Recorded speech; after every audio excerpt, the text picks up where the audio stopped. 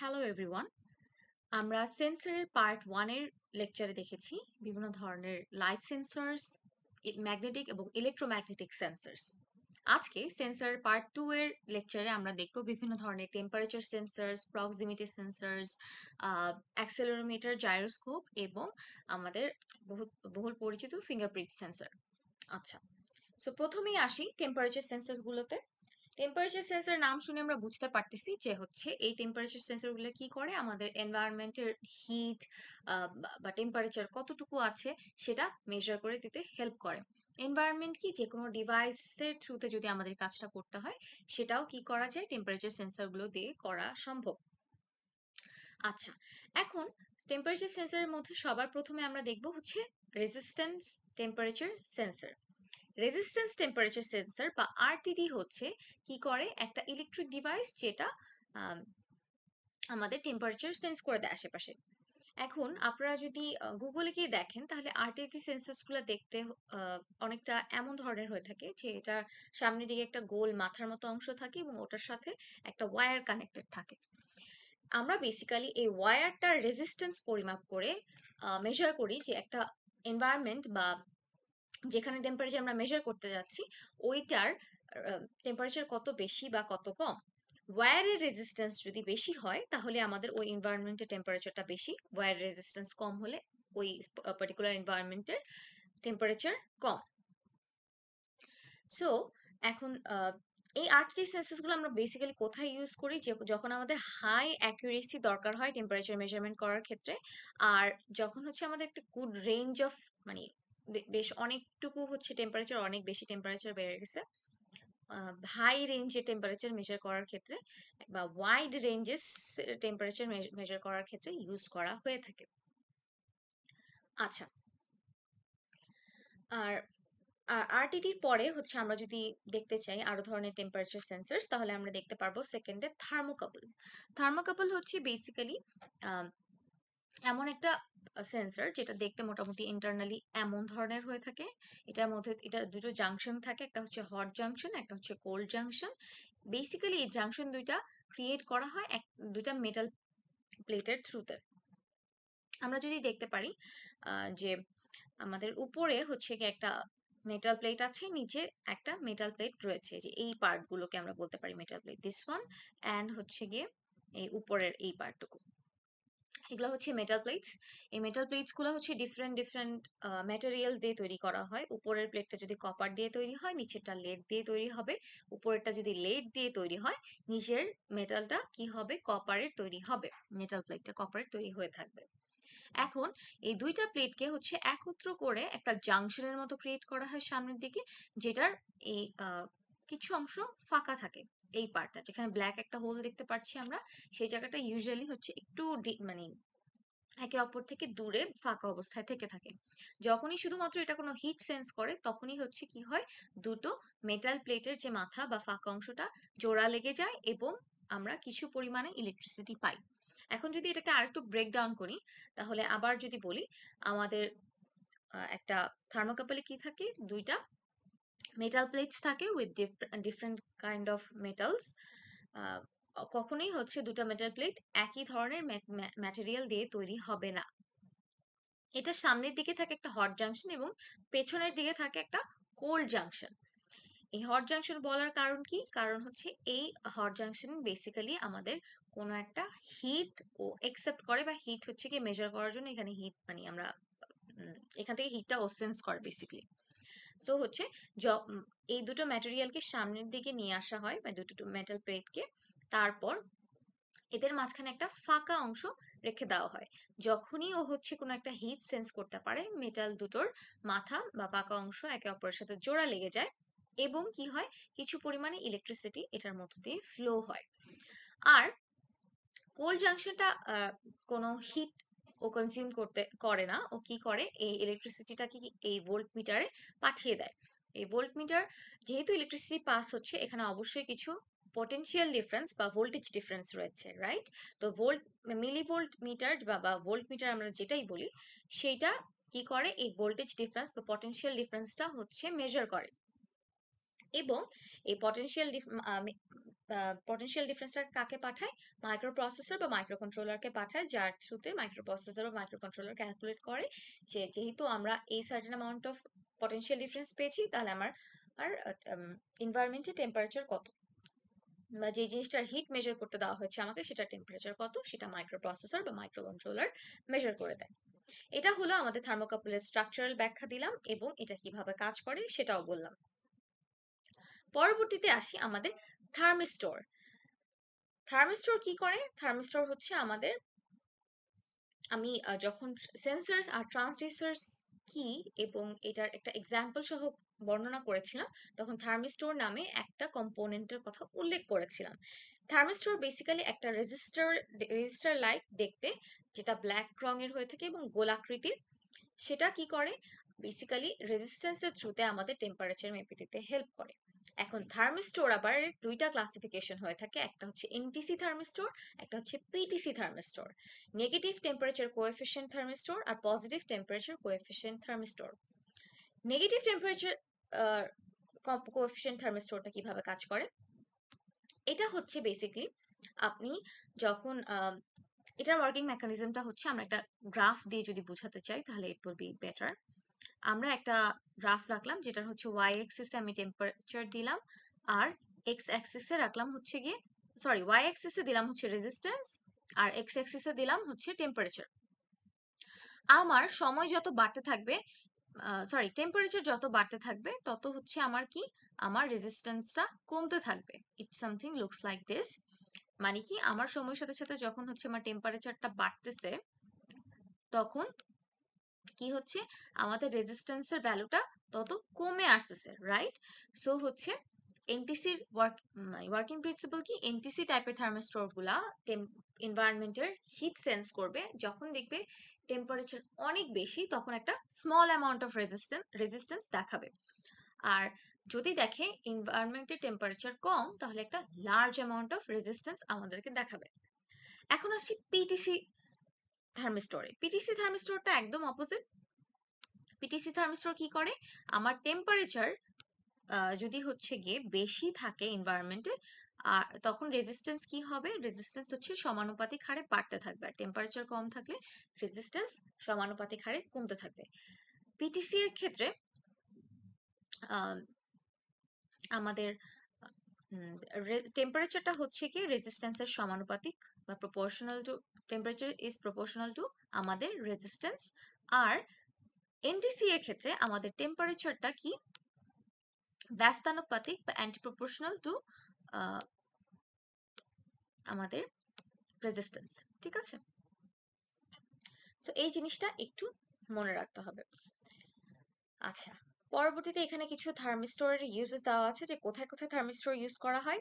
ওকে, এখন আসি proximity সেন্সরসে। Proximity sensors basically কি করে, আমাদের কোনো একটা অবজেক্ট, মেটাল অবজেক্ট আমাদের কতটুকু ডিস্টেন্সে অবস্থান করছে, বা কোনো মেটাল অবজেক্ট সামনে আছে নাকি, not necessary metal, it can be any kind of object, but specially metal অবজেক্টসের উপর বেশি কাজ করে এগুলা, কিন্তু যে কোনো ধরনের অবজেক্টই হতে পারে। তো প্রক্সিমিটি সেন্সরস বেসিক্যালি কি করে, যে কোনো ধরনের অবজেক্ট ডিটেকশনে হেল্প করে থাকে, যে অবজেক্ট আমার কতটুকু ডিস্টেন্সে আছে বা কতটুকু দূরত্বে অবস্থান করছে, সেটা আমাদের প্রক্সিমিটি সেন্সরস আইডেন্টিফাই করতে হেল্প করে থাকে। প্রক্সিমিটি সেন্সরস আবার দু ধরনের, একটা হচ্ছে গিয়ে ইন্ডাকটিভ প্রক্সিমিটি সেন্সর, আর একটা হচ্ছে ক্যাপাসিটিভ প্রক্সিমিটি সেন্সর।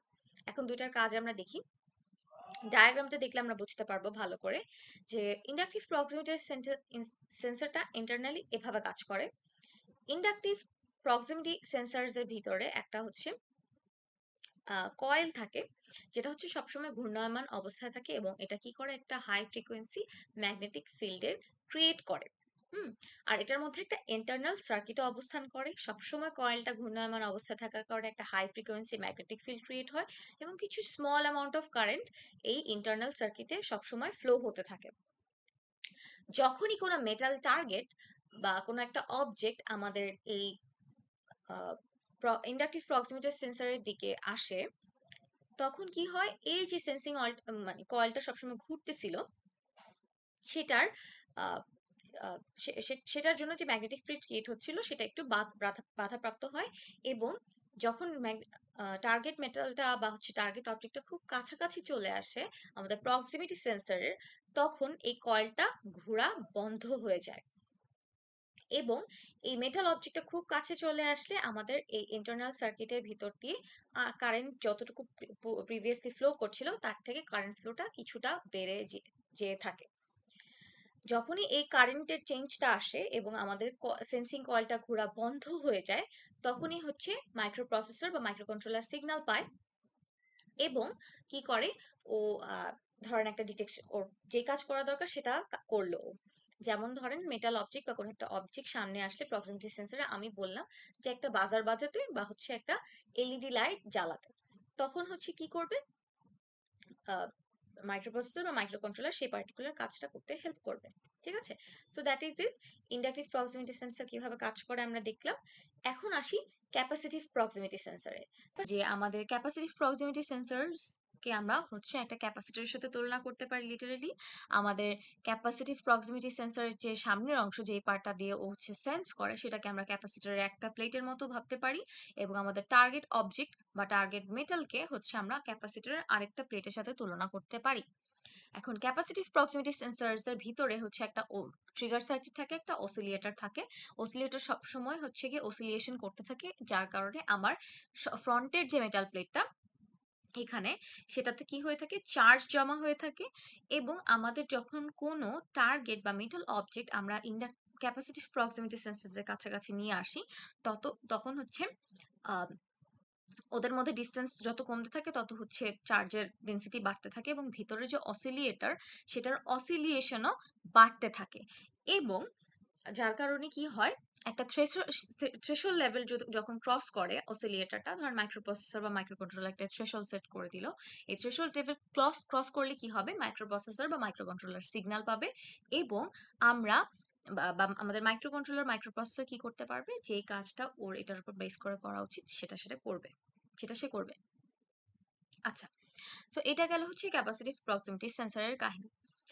তো ইন্ডাকটিভ প্রক্সিমিটি সেন্সর হচ্ছে ইলেকট্রিসিটির উপর বেস করে কাজ করে, ক্যাপাসিটিভ প্রক্সিমিটি সেন্সর হচ্ছে ক্যাপাসিটেন্সের উপর বেস করে কাজ করে। এই দুইটা জিনিস মনে রাখতে হবে। অ্যান্ড লেটার অন কি দেখতে পাচ্ছি, যে প্রক্সিমিটি সেন্সর এর আরেকটা ফেমাস ইউজ হচ্ছে কি আমাদের ফোনে আমরা দেখতে পাই। আমরা যখন আমাদের কোনো ফোন আসে এবং আমরা কল রিসিভ করে কানে নেই, তখন দেখবেন অটোমেটিক্যালি হচ্ছে গিয়ে আমাদের ফোনের যে স্ক্রিনটা সেটা বন্ধ হয়ে গিয়েছে। এটা কেন হয়? কারণ এটা আমাদের ফোনের ভিতরে হচ্ছে একটা প্রক্সিমিটি সেন্সর রয়েছে। যখনই আপনি ফোনটাকে নিয়ে আসেন কানের কাছে, this year is an object. So কি হয়, এই অবজেক্টটা যখন ডিটেক্ট করতে পারে যে না, এটা হচ্ছে কোনো অবজেক্টের কাছে চলে এসেছে, তখন কি হয়, অটোমেটিকলি ওর ব্যাকলাইটটা অফ করে দেয়। যে এলসিডি ব্যাকলাইট থাকে আমাদের ফোনে, সেটা হচ্ছে বন্ধ করে দেয়। এটা হচ্ছে খুবই ফেমাস একটা ইউজ অফ প্রক্সিমিটি সেন্সর। আচ্ছা, এর পরবর্তীতে আমরা দেখি microwave motion detector sensor. Microwave motion detector sensor কিভাবে কাজ করে, বেসিক্যালি ও আমাদের কন্টিনিউয়াসলি একটা মাইক্রোওয়েভ মোশন ডিটেকশন সেন্সর হচ্ছে মাইক্রোওয়েভ সিগন্যাল চারপাশে থ্রো করতে থাকে কন্টিনিউয়াসলি একটা নির্দিষ্ট ফ্রিকোয়েন্সিতে। এখন আহ, ধরেন কোন একটা রুম যেখানে কোনো মানুষ এন্টার করছে না, সবকিছু স্ট্যাটিক, কিছু ফার্নিচার রয়েছে, there is nothing else around, তখন কি হয়, আমরা যদি এখানে একটা মাইক্রোওয়েভ মোশন ডিটেক্টর সেন্সর বসাই, তখন হচ্ছে মাইক্রোওয়েভ মোশন ডিটেক্টর সেন্সরটা হচ্ছে কি কন্টিনিউয়াসলি কিছু মাইক্রোওয়েভ সিগন্যাল থ্রো করতে থাকবে পুরা রুমে। এবং মাইক্রোওয়েভ সিগন্যালটা যতক্ষণ পর্যন্ত হচ্ছে গিয়ে রুমের প্রত্যেকটা অবজেক্টের গায়ে লেগে বাউন্স ব্যাক করে আসবে, এই ট্রাভেলিং টাইমটা হচ্ছে গিয়ে ও রিসিভ করে এটা একটা প্যাটার্ন ক্রিয়েট করে, যে আমার একটা রুমে যখন সবকিছু স্ট্যাটিক, তখন আমার রুমটা কেমন হওয়া উচিত, কি প্যাটার্নে থাকবে, মাইক্রোওয়েভ সিগন্যালটা কখন যাবে কখন আসবে, এটার একটা কনস্ট্যান্ট টাইম ইন্টারভেল থাকে। কিন্তু যখন হচ্ছে গিয়ে আমাদের এই স্ট্যাটিক রুমটাতে কোনো একটা মানুষ প্রবেশ করলো বা কোনো একটা অবজেক্ট নিয়ে আসা হলো, নতুন বা ডিফারেন্ট কোনো কিছু, তখন কি হবে, মাইক্রোওয়েভ সিগন্যালটা ওই অবজেক্টটার গায়ে বাউন্স ব্যাক করে আবার কোথায় আসবে, মাইক্রোওয়েভ মোশন ডিটেক্টর সেন্সরের মধ্যে চলে আসবে। তো কি হলো, টাইম ইন্টারভ্যাল আগে যতটুকু লাগতেছিল ওই পার্টিকুলার সিগন্যালটা, তার থেকে কম লাগতে পারে বা বেশি লাগতে পারে, রাইট? তো এই যেটা কনস্ট্যান্ট টাইম ইন্টারভ্যালের মধ্যে যে একটা চেঞ্জ, এইটাকেই হচ্ছে গিয়ে মেজার করে microwave motion detector sensor. Basically constantly microwave motion detector sensor হচ্ছে মাইক্রোওয়েভ সিগন্যাল থ্রো করতে থাকবে আশেপাশে, এবং কত দূর হচ্ছে এই মাইক্রোওয়েভ সিগন্যালটা গেল, কত সময় বাউন্স ব্যাক করে আবার নিজের কাছে ফিরে আসলো, এটারও একটা ট্র্যাক রাখবে এবং একটা প্যাটার্ন ক্রিয়েট করবে। যখনই কোনো নতুন বস্তু বা অবজেক্ট আমাদের রুমে আমরা নিয়ে আসব, তখন সাথে সাথে একটা টাইম ইন্টারভ্যালের চেঞ্জ পাবে ও মাইক্রোওয়েভ সিগন্যাল ফিরে আসার। অলসো ওর প্যাটার্নও কিছুটা চেঞ্জ হবে। সো তখন সেই ইনফরমেশনটা মাইক্রোপ্রসেসর মাইক্রোকন্ট্রোলারকে দেওয়া হয়, এবং সেটার উপর বেস করে মাইক্রোকন্ট্রোলার কি করলো, একটা বাজার বাজালো বা একটা অ্যালার্ম দিল যে হ্যাঁ রুমের মধ্যে কেউ প্রবেশ করেছে। এভাবে বেসিক্যালি মাইক্রোওয়েভ মোশন ডিটেক্টরটা কাজ করে থাকে। লেজার সেন্সরের ওয়ার্কিং মেকানিজম আমরা দেখেছি। এখন আসি স্মোক সেন্সরস। স্মোক সেন্সরস দুই ধরনের হয়ে থাকে, একটা হচ্ছে ionization smoke alarms or smoke sensors, photoelectric smoke alarms or sensors. Ionization smoke alarms সেটা হচ্ছে কিসের ক্ষেত্রে রেসপন্সিভ বেশি আমরা দেখতে পাচ্ছি, ফ্লেমিং ফায়ার্স এর ক্ষেত্রে এটা বেশি রেসপন্সিভ। মানে যেখানে আগুনের পরিমাণ অনেক বেশি হয়ে যায়, ধোঁয়া আমরা জানি যেখানে আগুন লাগে ধোঁয়া এবং আগুন দুটোই থাকে, রাইট? কিন্তু যেটা আগুনের পরিমাণ বেশি দেখে আগুন চোখে দেখা যায় অনেক বেশি, ফ্লেমিং যেটা, সেটা হচ্ছে কি আহ সেক্ষেত্রে আয়নাইজেশন স্মোক অ্যালার্ম বেশি রেসপন্সিভ। আর এর অপোজিটে photo electric smoke alarm responsive কিসে, স্মোল্ডারিং ফায়ার, যেসব ফায়ার ইনসিডেন্টসে ধোঁয়ার পরিমাণ অনেক বেশি হয়ে যায় সেগুলোতে রেসপন্সিভ বেশি কি photoelectric smoke alarms. Ionization smoke alarm কিভাবে কাজ করে সেটা একটু দেখি। আয়নাইজেশন স্মোক অ্যালার্মস গুলোর ভিতরে কিছু রেডিও অ্যাক্টিভ ম্যাটেরিয়াল থাকে, ইলেকট্রিক্যালি চার্জ দুটো প্লেটের মাঝখানে কিছু রেডিও অ্যাক্টিভ ম্যাটেরিয়াল থাকে, আহ যেটা কি করে, যখনই কোনো জায়গায় আগুন লাগে এবং আগুনটা ওই সেন্সরস এর চেম্বারের মধ্যে প্রবেশ করে, তখনই কি হয়, এই রেডিও অ্যাক্টিভ ম্যাটেরিয়াল গুলো অ্যাক্টিভেটেড হয় এবং আহ মাইক্রোপ্রসেসর বা মাইক্রোকন্ট্রোলারকে একটা সিগন্যাল পাঠায়। এই রেডিও অ্যাক্টিভ ম্যাটেরিয়াল গুলোর একটা এক্সাম্পল দেওয়া হয়েছে এখানে, অ্যামেরিশিয়াম বা আমেরিকিয়াম 241। এছাড়াও আরো বিভিন্ন ধরনের রেডিও অ্যাক্টিভ ম্যাটেরিয়াল এখানে ইউজ করা হতে পারে। আচ্ছা, ফটো ইলেকট্রিক স্মোক অ্যালার্মস কিভাবে কাজ করে এটা দেখি। ফটো ইলেকট্রিক স্মোক অ্যালার্মস এর মধ্যে একটা লাইট সোর্স সেন্সিং চেম্বার থাকে, যেখানে হচ্ছে সবসময় একটা আলো মানে আলোর মতো জ্বলে থাকে, একটা এলইডি ধরেন জ্বলে থাকলো ভিতরে।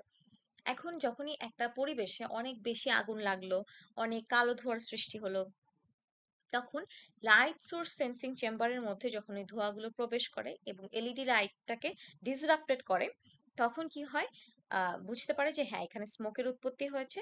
তো মাইক্রোপ্রসেসরকে ও এই সিগন্যালটা পাঠিয়ে দেয়। আচ্ছা, এখন photo electric alarm smoke alarms বা আয়নাইজেশন স্মোক অ্যালার্মস আমরা কোনটা কোথায় ইউজ করব এমন কোনো বাধ্যবাধকতা নেই, কিন্তু কোনটা কিসের ক্ষেত্রে রেসপন্সিভ বেশি সেটার একটা জাস্ট ক্লাসিফিকেশন আছে। কেননা আগুন যখন লাগে সেখানে ধোঁয়াও থাকে, মানে ধোঁয়া থাকে এবং ফায়ার দুইটাই থাকে থেকে থাকে।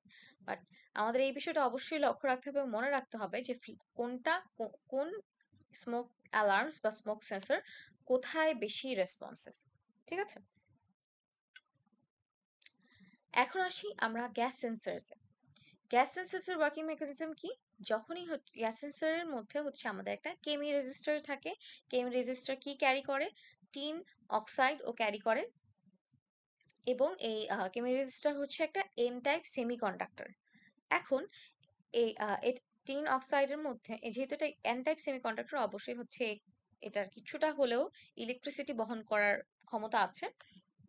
এখন আমরা যদি একটা গ্যাস সেন্সরকে এমন একটা পরিবেশে নিয়ে যাই যেখানে অনেক বেশি অক্সিজেন, তখন সেক্ষেত্রে কি করবে, আম, এই টিন অক্সাইডের ভিতরে যে অক্সিজেন রয়েছে সেটা বাহিরের অক্সিজেনের সাথে বন্ড করবে এবং কিছু পরিমাণ ফ্রি ইলেকট্রন এখানে আমরা দেখতে পাবো।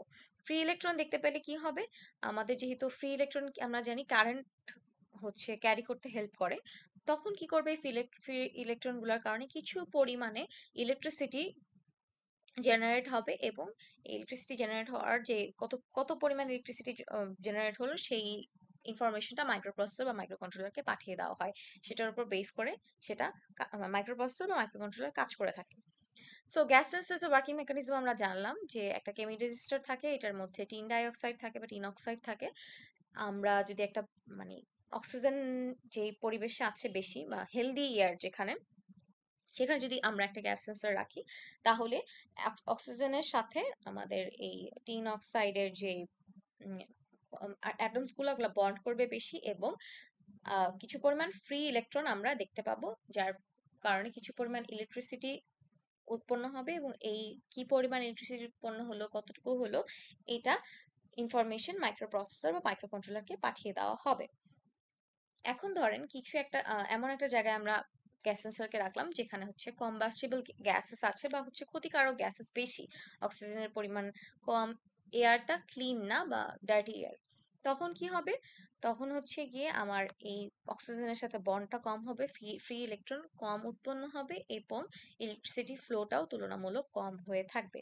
এই ইনফরমেশনটা কাকে যাবে? মাইক্রোকন্ট্রোলার বা মাইক্রোপ্রসেসর, এবং সেটা অ্যানালাইজ করে কতটুকু পরিমাণে ইলেকট্রিসিটি উৎপন্ন হলো, কি পরিমাণে ফ্রি ইলেকট্রন আছে, এটার উপর ডিপেন্ড করে মাইক্রো প্রসেসর বা মাইক্রো কন্ট্রোলার মানে ডিফাইন করবে যে এয়ারটা কতটুকু ভালো বা কতটুকু খারাপ।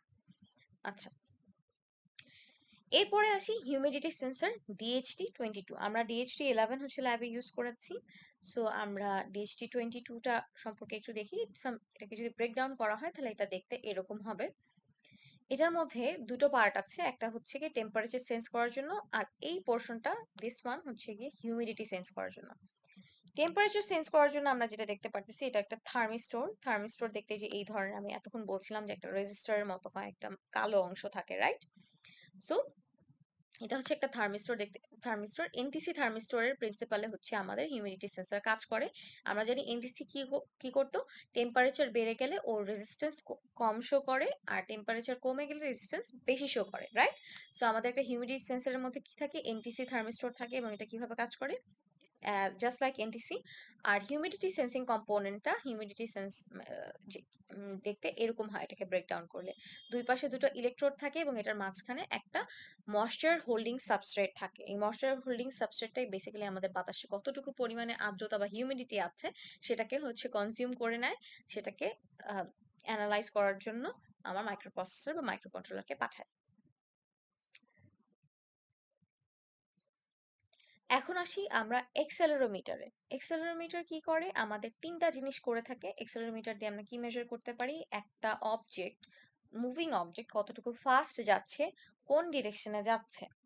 অলসো আনাদার ওয়ান ইজ আর্থের রেসপেক্টে, উইথ রেসপেক্ট টু আর্থ ও কতটুকু অ্যাঙ্গেল ক্রিয়েট করছে, সেটাও হচ্ছে এক্সেলেরোমিটার দিয়ে মেজার করা যায়। এক্সেলেরোমিটারের ওয়ার্কিং মেকানিজম ডিফারেন্ট ডিফারেন্ট হয়ে থাকে, অ্যাজ বিভিন্ন ধরনের এক্সেলেরোমিটার আমরা পেয়ে থাকি ইন মার্কেট, এবং এদের ওয়ার্কিং পার্টস গুলাও ডিফারেন্ট হয়। বাট দুইটা মোস্ট ফেমাস হচ্ছে পাইজো ইলেকট্রিক এফেক্ট আর হচ্ছে capacitance effect or capacitance sensor use করে। এখন ইন দ্য মডার্ন ডেজ ক্যাপাসিট্যান্সের যে এফেক্টটা আছে বা ক্যাপাসিট্যান্স সেন্সর ইউজ করে হচ্ছে এক্সেলেরোমিটারকে কাজ করানো হয়, কারণ এই ক্ষেত্রে আমরা হায়ার অ্যাকুরেসি পাই ইন কেস অফ অ্যাঙ্গেল মাপার ক্ষেত্রে, কতটুকু ফাস্ট যাচ্ছে, কোন ডিরেকশনে যাচ্ছে, এটা ভালো মতো মোস্ট অ্যাকুরেটলি ও মেজার করে দিতে পারে। এখন আমরা ফার্স্টে দেখি, যদি পাইজোইলেকট্রিক অ্যাক্সেলেরোমিটার সেন্সরগুলোর কথা চিন্তা করি, পাইজোইলেকট্রিক ম্যাটেরিয়ালস গুলো আমরা জেনে এসেছি যে এনভায়রনমেন্টের সাথে সাথে সাথে চেঞ্জের সাথে সাথে ও রিয়্যাক্ট করে। এটার আরেকটা ফিচার হচ্ছে এই যে চেঞ্জ হলো, কতটুকু চেঞ্জ হলো, কি পরিমাণ চেঞ্জ হলো, এটাকে ও ভোল্টেজে কনভার্ট করে মাইক্রো কন্ট্রোলার বা মাইক্রো প্রসেসরকে পাঠায়। যে কোনো ওর চেঞ্জ, ও এই চেঞ্জটাকে ভোল্টেজ আকারে, ভোল্টেজ সিগন্যাল আকারে হচ্ছে মাইক্রো কন্ট্রোলার মাইক্রো প্রসেসরকে পাঠায়। This is another thing to know about piezoelectric effect. এখন পাইজোইলেকট্রিক এফেক্ট যে সকল অ্যাক্সেলেরোমিটারে ইউজ করা হয়, সে সকল অ্যাক্সেলেরোমিটার গুলার যে সাবস্ট্রাকচার বা ইন্টারনাল স্ট্রাকচার হচ্ছে ক্রিস্টাল স্ট্রাকচার ইউজ করে বানানো হয়। যখনই হচ্ছে আমরা কোনো একটা অবজেক্ট মুভ করতে থাকে, বা হচ্ছে ধরেন খুব বেশ একটা গতিবেগে হচ্ছে ও সামনের দিকে এগিয়ে যাচ্ছে, তখন এই অ্যাক্সেলেরোমিটার সেন্সরের মধ্যে কিছুটা স্ট্রেসের উৎপত্তি হয়, এবং এক্সেলেরোমিটারটা হচ্ছে স্কুইজ হয়। যেমন আমরা যদি একটা প্র্যাকটিক্যাল এক্সাম্পল দেখি, যে আমাদের যখন একটা গাড়ি যায়, ধরেন হচ্ছে গাড়ির কোনো একটা কম্পোনেন্ট পার্ট, এটার ভিতরে হচ্ছে একটা এরকম ক্রিস্টাল লাইক একটা তারের মতো প্যাঁচানো প্যাঁচানো থাকে, রাইট? যখন আমার একটা গাড়ি মুভ করে তখন এটা একটা জার্ক মোশনে চলে আসে, মানে এই প্যাঁচানো প্যাঁচানো তারটা কি উপরে নিচে হচ্ছে উঠানামা করতে থাকে, রাইট? সংকুচিত বা প্রসারিত হতে থাকে। এই সংকোচন বা প্রসারণের উপর ডিপেন্ড করে কি করে, আমি এটা এক্সাম্পলের জন্য বলছি আর কি, স্কুইজ হতে থাকে বা সংকুচিত প্রসারিত হতে থাকে। এবং আহ, এই যে সংকোচন প্রসারণটা হচ্ছে কোনো ধরনের পাইজো ইলেকট্রিক ম্যাটেরিয়াল দিয়ে যদি আমরা অ্যাক্সেলেরোমিটার ক্রিয়েট করি, এই সংকোচন প্রসারণ বা হচ্ছে এই ক্রিস্টালাইট স্ট্রাকচারটার উপর যতটুকু ফোর্স পড়ছে, এই ফোর্সটার কারণে কি পরিমাণ চেঞ্জ আসছে আমার ম্যাটেরিয়ালস এর মধ্যে বা কি পরিমাণ মুভমেন্ট হচ্ছে, এই টোটাল জিনিসটাকেও কি করে একটা ভোল্টেজ আকারে কনভার্ট করে কাকে পাঠায়, মাইক্রোপ্রসেসর বা মাইক্রো কন্ট্রোলারকে ও পাঠিয়ে দিয়ে থাকে।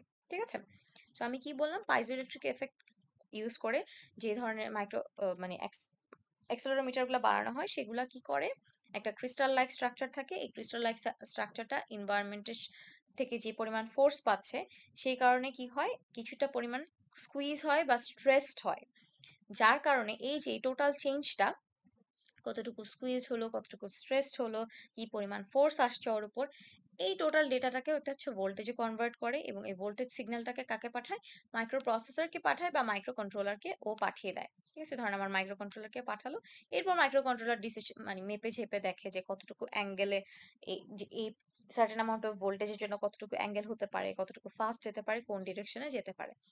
এটা কি পাইজো ইলেকট্রিক কম্পোনেন্টার হচ্ছে উম, কাহিনী।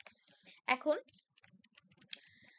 আমরা ক্যাপাসিটেন্স যেই ক্যাপাসিটেন্সের যে মেকানিজম সেটা ইউজ করে আমার যে অ্যাক্সেলেরোমিটার গুলা তৈরি করা হয়ে থাকে সেটা সম্পর্কে একটু জানি। ক্যাপাসিটেন্স অ্যাক্সেলেরোমিটার সেন্সরস গুলা কি করে, ও হচ্ছে ক্যাপাসিটেন্স সেন্স করে between the micro structure located next to the device. আমাদের ক্যাপাসিট্যান্স অ্যাক্সেলেরোমিটার মিটারগুলোর মধ্যে মেইন একটা স্ট্রাকচার থাকে, মেইন ডিভাইস, এটার আশেপাশে ছোট ছোট ছোট ছোট মাইক্রো স্ট্রাকচার থেকে থাকে, এটা ইলেকট্রনিক হতে পারে, মেটালিক হতে পারে মাইক্রো স্ট্রাকচার।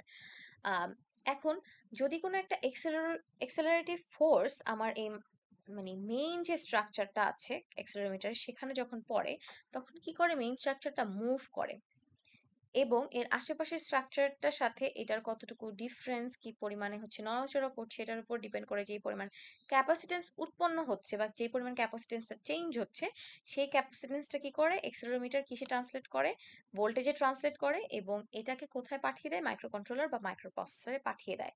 আমরা একটা ছবির মাধ্যমে এটা আরো বেশি ক্লিয়ার হতে পারি, যে এটা হচ্ছে কি, ধরেন একটা ক্যাপাসিটিভ অ্যাক্সেলেরোমিটারের মেইন ডিভাইস, দিস ওয়ান, এই মাঝখানেরটাকে আমি বলতেছি, এটা মেইন ডিভাইস। এটার কি হয়, একটা দুই পাশে মেটাল এই ধরনের একটা সাপোর্টের মাধ্যমে আবদ্ধ থাকে, এটার কিছু হচ্ছে গিয়ে ইয়েও থাকে, কি বলে, আম, দুই পাশ থেকে কিছু টিথস বের হয়। ঠিক আছে, এখন এই টিথ গুলার আশেপাশে কিছু মাইক্রো স্ট্রাকচার থেকে থাকে, এই যে আমরা দেখতে পাচ্ছি নীল রঙের, রাইট, ব্লু কালার বা পেস্ট কালার দিয়ে হচ্ছে কিছু মাইক্রো স্ট্রাকচার দেখা যাচ্ছে। মেইন ডিভাইসে যখন নড়াচড়া করে আগে পিছনে, তখন এই মাইক্রো স্ট্রাকচার গুলোর সাথে ওর কিছু না কিছু ঘর্ষণ হয়, কিছু না কিছু ঘর্ষণ হওয়ার ক্ষেত্রে এই এই পিকচারটা যদি আমরা দেখি, তাহলে কিছু পরিমাণ ইলেকট্রিসিটি উৎপন্ন হবে, চার্জের উৎপন্ন হবে, রাইট। সো এটা যখন কনস্ট্যান্ট বেগে হচ্ছে গিয়ে ঘুরতে থাকবে, তখন এটা ক্যাপাসিটেন্স এক ধরনের, যে C1 C2 দিয়ে দেখানো হয়েছে, যখন অনেক বেশি ফোর্স ও পাবে, তখন ওর ক্যাপাসিটেন্স অন্যরকম হয়ে থাকবে, রাইট। সো এই যে আমার মেইন স্ট্রাকচারটার সাথে, মেইন স্ট্রাকচার আশেপাশে যে হচ্ছে ছোট ছোট মাইক্রো স্ট্রাকচার আছে, এই মাইক্রো স্ট্রাকচারটার যে ক্যাপাসিটেন্সের একটা ডিফারেন্স আমরা পাই, আম, সেই ডিফারেন্সটাকে হচ্ছে কি ভোল্টেজে ইন্টারপ্রেট করা হয়, ভোল্টেজে ইন্টারপ্রেট করার পরে এটা মাইক্রো কন্ট্রোলার বা মাইক্রো প্রসেসরকে পাঠিয়ে দেওয়া হয়ে থাকে। So this is how a capacitive accelerometer works. Capacitance accelerometer works. তো দুটো পার্ট আমরা দেখেছি, একটা হচ্ছে গিয়ে পাইজোইলেকট্রিক কিভাবে কাজ করে, একটা হচ্ছে ক্যাপাসিটেন্স কিভাবে, ক্যাপাসিটেন্স অ্যাক্সেলেরোমিটার কিভাবে কাজ করে। এই পিডিএফটা পড়লে আপনারা হচ্ছে একটু ক্লিয়ার হবেন। আচ্ছা, এখন একটু সামনে আসি। এর পরবর্তী সেন্সরটা হচ্ছে আমাদের জাইরো সেন্সর। জাইরো সেন্সর সম্পর্কে আমরা কম বেশি জানি। জাইরো সেন্সর কি করে, অ্যাঙ্গুলার ভ্যালোসিটি যখন বলা হবে, অ্যাঙ্গুলার ভ্যালোসিটি মেজার করতে হচ্ছে গিয়ে ও হেল্প করে। আর এটা আরেকটা ফোর্স এটার সাথে কাজ করে, সেটা হচ্ছে কোরিওলিস ফোর্স বলা হয় এটাকে। এই ফোর্সটা বেসিক্যালি আমরা যদি ফিজিক্সের ভাষায় এক্সপ্লেন করতে চাই, তাহলে অনেক কিছু বলতে হয়, ইনার্শিয়া, মোমেন্ট অফ ইনার্শিয়া, তারপর ইনার্শিয়াল মুভমেন্ট, এগুলো অনেক কিছু চলে আসে। কিন্তু আমরা এটাকে আরেকটা এক্সাম্পলের মাধ্যমে একটু বুঝতে চাইতে পারি, যেটা হচ্ছে কি আমরা ঘড়িকে দেখি, রাইট? আমাদের পাশে যে অ্যানালগ ওয়াচেস গুলো আছে, মানে ওয়ালে লাগানো, সেগুলা কি করে হচ্ছে গিয়ে একটা যদি আমরা 12টা থেকে একটা, ধরেন আমরা নতুন ঘড়িটা কিনে আনলাম, কিনে আনার পরে হচ্ছে আমরা ওয়ালে লাগিয়েছি, এবং ঠিক রাত 12টার সময় যখন দুইটা কাটাই হচ্ছে 12তে আছে, দাঁড়িয়ে আছে, তখন সেখান থেকে আমি ঘড়িটাকে অন করলাম। তখন এই যে একটা রেফারেন্স পয়েন্ট থেকে আমার ঠিক 12টা থেকে রাত 12, আমি ঘড়িটা যখন নতুন কিনে এনেছি রাত 12টায় স্টার্ট করলাম, এই 12টা হচ্ছে আমার রেফারেন্স পয়েন্ট। রেফারেন্স পয়েন্ট থেকে কি হয়, আমার যে মিনিটের কাঁটাটা, ব্যাস আস্তে আস্তে আস্তে আস্তে আহ, কি করে ঘুরে ঘুরে হচ্ছে, মানে রাইট সাইড থেকে রোটেটেড হয়ে আমাদের এভাবে কি আসে, 12টার দিকে আবার ফিরে আসে, রাইট? আমি যদি 12টা বাজে এটা শুরু করি, মিনিটের কাঁটা এবং হচ্ছে ঘন্টার কাঁটাটা, তো এখান থেকে শুরু হয়ে কি করবে, আস্তে আস্তে রোটেটেড হয়ে আমার এই রেফারেন্স পয়েন্টে আবার ফিরে আসবে। এই যে একটা নির্দিষ্ট দিকে ও ঘুরে ঘুরে আসতেছে প্রত্যেকবার, ওর অ্যাঙ্গেলটা বারবার চেঞ্জ হচ্ছে না, এই যে অ্যাঙ্গেলটা চেঞ্জ হচ্ছে, নির্দিষ্ট গতিবেগে ফিরে আসতেছে, এইটা করাতে মানে যেই পরিমাণ ফোর্সটা কাজ হয়, মানে যেই ধরনের ফোর্সটা কাজ হয়, সেটাই বেসিক্যালি হচ্ছে আমার কোরিওলিস ফোর্স। ঠিক আছে, এটা আমরা একটা ঘড়িকে রেফারেন্স হিসেবে, দেয়াল ঘড়িকে রেফারেন্স হিসেবে ধরে বুঝতে পারি, ফিজিক্সের ভাষায় যদি অত কঠিন ভাবে নাও জানতে চাই। But for now, gyro sensors এর মধ্যে কি হয়, জাইরো সেন্সর আমাদের অ্যাঙ্গুলার ভেলোসিটি মেজার করতে হেল্প করে, এবং এটার মধ্যে কি ফোর্স কাজ করে, কোরিওলিস ফোর্স এই জিনিসটা করতে হেল্প করে থাকে। আচ্ছা, জাইরোস্কোপের মধ্যে হচ্ছে একটা সেন্সিং আর্ম থাকে, যেটার মধ্যে একটা স্টেটর থাকে, এবং দুই পাশে হচ্ছে কি থাকে, আমাদের ড্রাইভিং আর্ম থাকে। যখনই হচ্ছে কি আমার কোনো একটা মুভিং কার বা মুভিং কোনো একটা বস্তু, যেটা অ্যাঙ্গুলার ভেলোসিটি আমাদের দরকার, সেটা রোটেশন করা শুরু করে, তখন কি করে আমাদের জাইরো সেন্সরটা আর দুই পাশে যে আর্মস গুলা থাকে, সেটা হচ্ছে সার্টেন একটা ভাইব্রেশন ক্রিয়েট হয়। কিসের কারণে হয়, কোরিওলিস ফোর্সের কারণে হয়, এবং এটা স্টেটর হচ্ছে রেকর্ড করে রাখে, এবং লেটার অন দেখা যায় আমাদের স্টেটের মানে যে সেন্সিং মোশনটা, সেন্সিং আর্মটা থাকে, সেটার মধ্যে কিছুটা হলেও একটা বেন্ডিং সিচুয়েশন আমরা লক্ষ্য করতে পারি। এই টোটাল যে যতগুলা ভাইব্রেশন হলো, যতগুলা হচ্ছে ফিজিক্যাল মুভমেন্টের কারণে চেঞ্জ হলো, সবগুলা কি ভোল্টেজ আকারে কনভার্ট করে কাকে দেওয়া হয়, মাইক্রোপ্রসেসর বা মাইক্রো কন্ট্রোলারকে। অ্যাগেইন এটাকে হচ্ছে ভোল্টেজ আকারে কনভার্ট করে দেওয়া হয় ভাইব্রেশনটাকে, ঠিক আছে? এবং মাইক্রো কন্ট্রোলার, মাইক্রো প্রসেসর এটাকে অ্যানালাইজ করে বের করে কতটুকু অ্যাঙ্গুলার ভেলোসিটি আছে। ওয়েল, এটা এভাবেই হচ্ছে আমাদের জাইরো সেন্সর কাজ করে থাকে। এখন আসি পরবর্তীতে আমাদের ফিঙ্গারপ্রিন্ট সেন্সর। তো ফিঙ্গারপ্রিন্ট সেন্সর আমাদের দুই ধরনের হয়ে থাকে, অপটিক্যাল এবং ক্যাপাসিটিভ, দুই ধরনের। অপটিক্যাল ফিঙ্গারপ্রিন্ট সেন্সরটার কাজ খুবই সহজ। অপটিক্যাল ফিঙ্গারপ্রিন্ট সেন্সরের উপর হাত রাখার পর আমাদের আঙুলের দেখবেন কিছু উঁচা নিচা জায়গা আছে, সম্পূর্ণটা কিন্তু প্লেন না। এই উঁচা জায়গাগুলোকে বলি আমরা রিজেস, আর এই যে নিচু জায়গাগুলো, সেগুলো হচ্ছে কি আমার ভ্যালি। উঁচু জায়গাগুলো আমাদের রিচ, নিচু জায়গাগুলো আমাদের মানে এই জায়গাগুলো আমাদের ভ্যালি। তো যখনই আমরা একটা ফিঙ্গারপ্রিন্ট সেন্সরের উপর হচ্ছে হাত রাখি, তখন এই ফিঙ্গারপ্রিন্ট সেন্সরটা আমাদের এই রিচ আর ভ্যালির একটা প্যাটার্ন, ওর ভিতরে প্যাটার্নের ছবি ওর ভিতরে তুলে নেয়। কারণ একটা ফিঙ্গারপ্রিন্ট সেন্সর হচ্ছে, যেহেতু অপটিক্যাল ফিঙ্গারপ্রিন্ট সেন্সরের কথা বলছি, এটার ভিতরে হচ্ছে একটা ইমেজ সেন্সর থাকে, একটা লাইট সোর্স থাকে, ঠিক আছে? এই দুইটার থ্রুতেও কি করে আমাদের যে ফিঙ্গারপ্রিন্টের রিচ আর ভ্যালির একটা ডিজিটাল ইমেজ ও নিজের মধ্যে ক্রিয়েট করে সেভ করে রাখে, ঠিক আছে? এখন রিজেস গুলাকে ও 1 হিসাবে সেভ করে, এবং ভ্যালি গুলাকে হচ্ছে 0 হিসাবে সেভ করে। আমার হাতে রিজ আর ভ্যালির প্যাটার্ন আপনার হাতে রিজ আর ভ্যালির প্যাটার্নের মতো হবে না। So there will be always difference, কিছু না কিছু হলেও ডিফারেন্স আছে। সো এই প্যাটার্নটাকে কি করে, ও সেভ করে রেখে দেয় নিজের কাছে। পরবর্তীতে যখন হচ্ছে ওই মানুষটা আসলো, এসে হচ্ছে সেম মানুষটাই আবার ফিঙ্গারপ্রিন্ট সেন্সরে ক্লিক করলো, মানে হাত রাখলো, তখন কি হবে, তখন পূর্বের যে সেভ করা ইমেজটার সাথে মিলিয়ে দেখবে, যদি মিলে যায় তাহলে হচ্ছে গিয়ে আহ, উম, ধরেন আপনি একটা ডোর ওপেন করতে চাচ্ছেন, সেই ডোরটা ওপেন হবে, আদারওয়াইজ হবে না। সো এখানে একটা ড্রব্যাক হচ্ছে, ফিঙ্গারপ্রিন্ট সেন্সরটা যেহেতু ইমেজ সেভ করে রাখে, তো এটার মধ্যে সিকিউরিটির একটা ইস্যু আছে, যে আপনার জাস্ট ফিঙ্গারপ্রিন্টের ইমেজটা ওর কাছে নিয়ে আসলেই হবে, আর কিছু লাগবে না। যেমন আমরা আগে দেখছি যে মুভিতে বা সিরিজে যে কোথাও একজনের ফিঙ্গারপ্রিন্ট ফোন থেকে নিয়ে নিচ্ছে, বা হচ্ছে কোনো একটা অবজেক্ট একটা মানুষ টাচ করেছে, সেই অবজেক্ট থেকে ফিঙ্গারপ্রিন্টের যে প্যাটার্নটা সেটা নিয়ে হচ্ছে কোনো একটা সিকিউরিটি এই ডোর বা সিকিউরিটির ট্রেজার টাইপের কিছু একটা খুলে ফেলতেছে, রাইট? এখন এখানে একটা সিকিউরিটি ইস্যু আছে, কারণ জাস্ট ইমেজটার প্যাটার্নটা মিলাতে পারলেই হলো। এটার বেটারমেন্ট হিসাবে আছে হচ্ছে আমাদের capacitive fingerprint sensor. Capacitive, as I was saying, যে অপটিক্যাল ফিঙ্গারপ্রিন্ট সেন্সর থেকে বেটার হচ্ছে কি আমাদের ক্যাপাসিটিভ ফিঙ্গারপ্রিন্ট সেন্সর। কেন? কারণ অপটিক্যাল ফিঙ্গারপ্রিন্ট সেন্সর একটা সিকিউরিটি ইস্যু আছে যে ইমেজের প্যাটার্নটা মিলাতে পারলেই হলো, কিন্তু ক্যাপাসিটিভ ফিঙ্গারপ্রিন্ট সেন্সর এমন না। ক্যাপাসিটিভ ফিঙ্গারপ্রিন্ট সেন্সরগুলো একটু ডিফারেন্ট। এখানে অবশ্যই একটা হিউম্যান মানে যে কোনো একটা হিউম্যানের উপস্থিতি লাগবে, মানে যার ফিঙ্গারপ্রিন্ট আপনি সেন্স করাতে চাচ্ছেন তার উপস্থিতি অবশ্যই প্রয়োজন। কেন? It measures your finger by using human conductivity, creating an electrostatic field and creating a digital image based on the electrostatic field. তো তিনটা জিনিস, আপনার হিউম্যান বডি কন্ডাক্টিভিটি লাগবে, দেন হচ্ছে ইলেকট্রোস্ট্যাটিক, এটা কারণ এটার উপর বেস করে কি হয়, ইলেকট্রোস্ট্যাটিক ফিল্ড জেনারেটেড হয়। অলসো এই ডিজিটাল ইমেজটাও আপনার মিলাতে পারতে হবে। এখন একটু যদি ডিটেলসে দেখি, আমরা যদি প্রথমে কোনো মানুষকে নিয়ে আসি এবং ফিঙ্গারপ্রিন্ট সেন্সরে তার ফিঙ্গারপ্রিন্টটা সেভ করে রাখতে চাই, সেক্ষেত্রে প্রথমে কি হয়, আম, আমাদের আঙুলের যে রিজ গুলা আছে সেই রিজ গুলার ক্যাপাসিটেন্স এর প্যাটার্নটা কে, শুধুমাত্র রিজের ক্যাপাসিটেন্সের প্যাটার্নটা কিন্তু নাও হয় ক্যাপাসিটেন্স ফিঙ্গারপ্রিন্ট সেন্সরে। রিজের, আমাদের আঙুলের রিজ গুলার ক্যাপাসিটেন্স এর প্যাটার্নটা কে স্টোর করে রাখবে, এটার মধ্যে একটা ক্যাপাসিটেন্স সার্কিট আছে। সেটা কিভাবে? একটা ক্যাপাসিটর অ্যারে সার্কিট হিসাবে হচ্ছে কি করে রাখবে, ডিটেলস স্টোর করে রাখবে। কিসের ডিটেলস স্টোর করে রাখবে? আমাদের রিজের যে ক্যাপাসিটেন্স গুলো সেগুলো, আর ভ্যালিড যে ক্যাপাসিটেন্স সেগুলো আনচেঞ্জ হিসেবে থাকবে। তারপর কি হয়, an operational amplifier integration circuit tracks these changes that can be recorded by an analog to digital converter. তো এই যে